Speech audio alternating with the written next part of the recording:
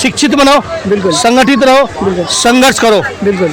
हम लोग अगर शिक्षित होते हैं तो जैसे हमारे एक साथी ने अभी कहा करके हाँ। कि शिक्षा वो शेरनी का दूध है, जो पिएगा वो धारेगा। बिल्कुल। कहने का मतलब है जब हम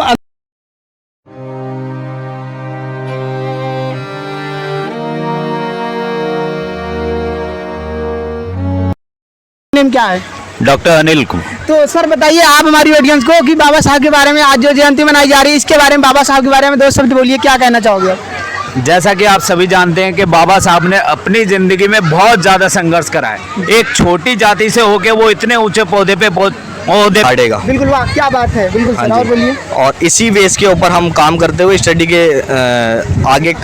को आगे बढ़ाते हुए हम लोगों को सूचित कर रहे हैं कि जितना आप पढ़ोगे उतना आप जिस मर्जी के आगे बोल सकते हैं। बिल्कुल। सो हेलो दोस्त, नमस्कार, मैं हूं प्रदीप सरोज, स्वागत है आपका इस वीडियो में। दोस्त आज जैसा कि आपको पता होगा पूरे इंडिया में मनाया जा रहा है हमारे बाबा साहब का जन्मदिन, जयंती मनाया जा रहा है। तो इनके क्या विचार हैं सर से हम बात करेंगे। यहाँ कुछ प्रोग्राम कराए हैं जो कि काफी अच्छा लग रहा है मुझे, और जानने की कोशिश करते हैं कि इनका मोटिव क्या है ये सब करने का। और मुझे काफी आज खुशी मिलेगी अगर ये बताते हैं कि यहाँ किस मकसद से क्या होता है, और बाबा साहब के बारे में थोड़ा सा जानना चाहेंगे। तो चलिए शुरू करते हैं। सबसे पहले सर आपका शुभ नेम क्या है?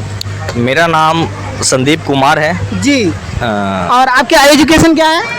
मैं दिल्ली यूनिवर्सिटी से ग्रेजुएट हूँ। बिल्कुल सर। हाँ जी। तो सर यहाँ बताइए, जो आप ये प्रोग्राम कराए हैं सर, क्या पहली बार आप यहाँ पे कर रहे हैं या इसके पहले हुआ है? नहीं, ये डॉक्टर पंचशील संस्था है जो प्रति ईयर कराती रहती है। 14 अप्रैल को ही होता है। बिल्कुल। इसकी एक ब्रांच हमारी हर्ष विहार में चलती है, सी ब्लॉक C3 के अंदर हर्ष विहार, और एक C2 नन्नगरी के अंदर चलती है। बिल्कुल।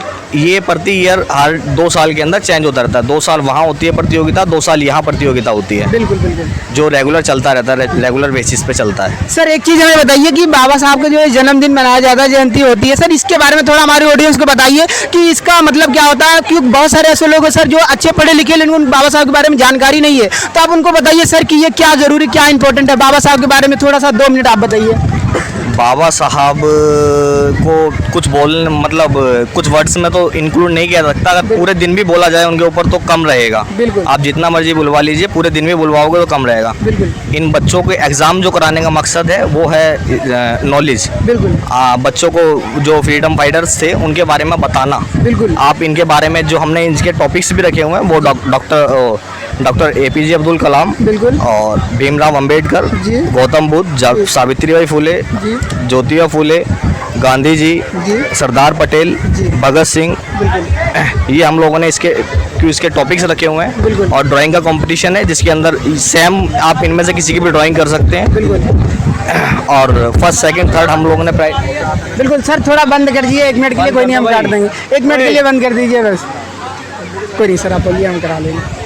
तो सर और बताइए थोड़ा और जानकारी। मैं देख रहा हूँ काफ़ी बच्चे यहाँ पे आए हुए हैं, थोड़ा सा और जानना चाहेंगे कि ये इसके लिए क्या इनको बताया गया था कि यहाँ पे आना है, ऐसा क्या, इसके बारे में बताइए थोड़ा। बाबा साहब ने कहा था कि शिक्षा उस शेरनी का दूध है जो जितना पिएगा वो उतना था। क्या बात है। बिल्कुल सर, और बोलिए। और इसी बेस के ऊपर हम काम करते हुए स्टडी को आगे बढ़ाते हुए हम लोगों को सूचित कर रहे हैं कि जितना आप पढ़ोगे उतना आप जिस मर्जी के आगे बोल सकते हैं। बिल्कुल। जितना बोलोगे उतना आगे बढ़ोगे। बिल्कुल बिल्कुल। धड़ल्ले से बोलिए और आगे बढ़िए। सर एक सवाल आपसे, बाबा साहब जो संविधान लिखे थे कितने दिनों में लिखे थे आपको पता है? 2 साल 11 महीने 18 दिन। बिल्कुल। बहुत सारे ऐसे लोग को सर पता नहीं है, इसलिए मैंने आपसे पूछा। और जानना चाहेंगे थोड़ा आपसे, जो यहाँ के बच्चे आए हुए हैं एग्जाम वगैरह, इसके बारे में थोड़ा बताइए, क्या क्या कैसे एग्जाम है? ये 3rd क्लास से 6th क्लास तक ड्राइंग का कंपटीशन है जी, और 7th क्लास से 11th क्लास तक क्यूज का कंपटीशन है, जिसके मैंने आपको अभी टॉपिक्स बताए थे। वो सारे टॉपिक्स के ऊपर है, उनकी और बायोग्राफीज पढ़नी है, उनके ऊपर टॉपिक्स हैं। 60 क्वेश्चंस आएंगे जो 120 नंबर के थे इसके अंदर, और 30 मिनट का इनका टाइम दिया गया था। फर्स्ट सेकंड थर्ड प्राइज है। बिल्कुल। सर एक चीज़ और जानना चाहेंगे, जैसे हमारे ऑडियंस अगर ये वीडियो को देख रहे हैं उनको कोई मैसेज देना चाहोगे आप, तो क्या बोलोगे सर? हाँ जी, स्टडी पर ज़्यादा से ज़्यादा जोर दिया जाए, जितना आप दे सकते हैं उतना दिया जाए, बच्चों को स्टडी की तरफ मोटिवेट किया जाए। आप जितना भी कर सकते हैं उतना कीजिए। बिल्कुल सर। ओके सर, हमें आपसे बात करके बहुत अच्छा लगा। आगे बात करते हैं सर से और देखते हैं इनका क्या अनुभव और क्या एक्सपीरियंस है। सर आप तो सर सबसे पहले जानना चाहेंगे आपका शुभ नेम क्या है? मेरा नाम मनोज वरुण है। मनोज वरुण, आप यहाँ पे पहली बार आए हो, ये प्रोग्राम आप पहली बार देख रहे हो यहाँ पे? मैं जी पैदाइशी यहीं का हूँ, नंदगरी का, इसी ब्लॉक का हूँ, इसी घर में इधर ही। बिल्कुल। तो तो सर आप बाबा साहब के बारे में कुछ बताइए थोड़ा हमारी ऑडियंस को जाने की वाकई में ये जो बाबा साहब एक विशाल एक महान काम किए हैं, तो इसके बारे में थोड़ा 10 मिनट आप बताइए हमारी ऑडियंस को, क्यों मनाया जाता है, इसके पीछे रीजन क्या है, कारण क्या है, और कैसे एक स्टूडेंट अपनी लाइफ में बाबा साहब की बातों को मान करके अपना कैरियर भविष्य बहुत सारी ऐसी चीज़ें होती हैं जो बना सकता है, उसके बारे में सर 1 मिनट बताइए आप। बाबा साहब के बारे में जी बिल्कुल ये इंडिया ही नहीं, हम ही लोग नहीं, बिल्कुल पूरा वर्ल्ड बिल्कुल बाबा साहब को सिंबल ऑफ नॉलेज के नाम से जानता है। बिल्कुल sir, right sir. Symbol of knowledge का मतलब है ब्रह्मांड में ऐसा कोई व्यक्ति ही नहीं पैदा हुआ जिसने इतने लिटरेचर किताबें लिखी हो, पढ़ी हो, और इस सबसे बड़े भारत का इस विश्व में जिसमें जनसंख्या सबसे ज़्यादा रहती हो, जिसके लिए संविधान बनाया गया और जिसके अंदर वेद भाव ज़्यादा, जातिवाद प्रथा ज़्यादा रही हो, उसके लिए संविधान बनाना, और इस देश की नारी शक्तियों के लिए, मतलब पूर्ण नारी शक्ति के लिए जो इन्होंने काम करा है, दुनिया में कहीं कुछ नहीं हुआ।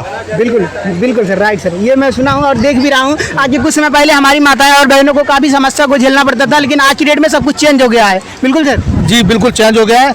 जो पहले सन 47 से पहले जब संविधान लागू हुआ था, 26 जनवरी 1950 से पहले इस देश के अंदर नारियों को आज भी नीचे मद्रास साइड में देवदासिया मनाया जाता है। जब दलितों का बच्चा हुआ करता था, पहल का बच्चा गंगा में लड़का बहा दिया करते थे। ऐसी सैकड़ों ही प्रथा थी जो बाबा साहब ने, जब अंग्रेज यहाँ थे तो पढ़ाई लिखाई के आधार पर जब वो आए यहाँ पे, तो उन्होंने वो धीरे धीरे जिसके लिए इनसे पहले ज्योतिराव फूले वगैरह इन्होंने बहुत सारी चीज़ों को दूर करा, शिक्षा का स्टार्टअप करा।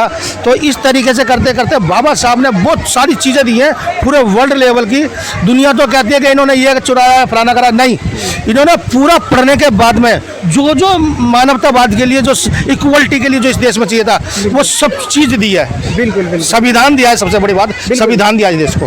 देखिए दोस्त, छोटे से कुछ चंद मिनट में बाबा साहब के बारे में इतनी बड़ी बातें बता गए, शायद आपको नहीं पता होगा। दोस्त बाबा साहब के बारे में पढ़िए और जानिए, देखिए कि उनका एक्सपीरियंस कैसा रहा। एजुकेशन को लेकर दोस्त काफ़ी स्टूडेंट को मोटिवेट करते हैं, और मुझे ऐसा लगता है कि अगर उनकी बात मानकर कोई इंसान चलता है तो उसका लाइफ और करियर दोनों ब्राइट होगा। आगे सर, अगर हमारी ऑडियंस को कोई मैसेज देना चाहोगे तो क्या दोगे कि बाबा साहब के रास्ते पर कैसे चला जा सकता है, उसके बारे में आप कुछ भी बोलना चाहे तो क्या बोलेंगे, जो हमारी ऑडियंस है उनको मैसेज देना है।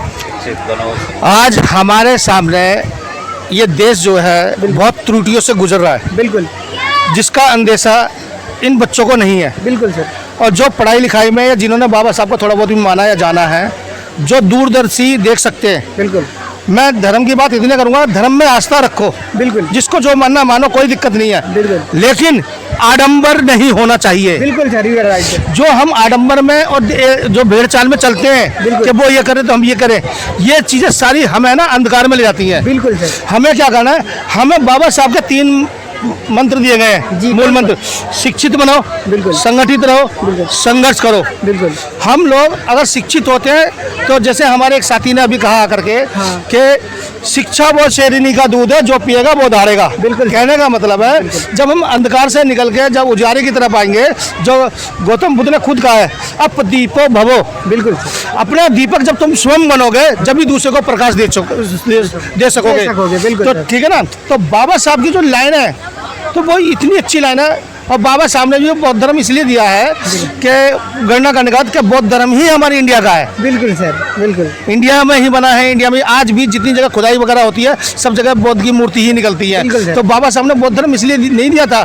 जिन लोगों ने, भारी लोगों ने जो भेदभाव और धर्म में हमें डिवाइडेशन करा, जाति प्रथा में डिवाइडेशन करा, उसको एक करने के लिए कि हम SCO में 3747 जातियाँ अलग ना हो करके हम एक ही झंडे, एक ही धर्म, एक ही सिस्टम में आए। इसलिए बाबा साहब ने ये शिक्षा दी है। अगर हम ऐसे होते हैं तो शायद हम कोई कोली नहीं रहे, हम खटीक नहीं रहे, हम चमार नहीं रहे, हम फला नहीं रहे। धर्म होता है, धर्म में जातिवाद नहीं होना चाहिए। बिल्कुल सर, वाह, बाबा साहब का संदेश है। बिल्कुल, कितनी अच्छी बातें बताएं दोस्त। वाकई में इनकी बातों में दोस्त वाकई में वो दम है, वो क्वालिटी है जो अगर आप मानते हैं तो वाकई में अपनी लाइफ में बहुत कुछ कर सकते हैं। और बाबा साहब की लाइनें ही ऐसी हैं क्योंकि उन्होंने दोस्त बहुत संघर्ष किया, और संघर्ष करके हम लोगों के लिए और आज ऐसा काम कर दिए कि दुनिया में आज एक बहुत बड़ा और विशाल नाम है। आगे बात करते हैं सर से, बिल्कुल आगे बात करते हैं सर से और देखते हैं इनका अनुभव क्या है, इनका एक्सपीरियंस क्या है बाबा साहब को लेकर के। तो सर, सबसे पहले जानना चाहेंगे आपका शुभ नेम क्या है?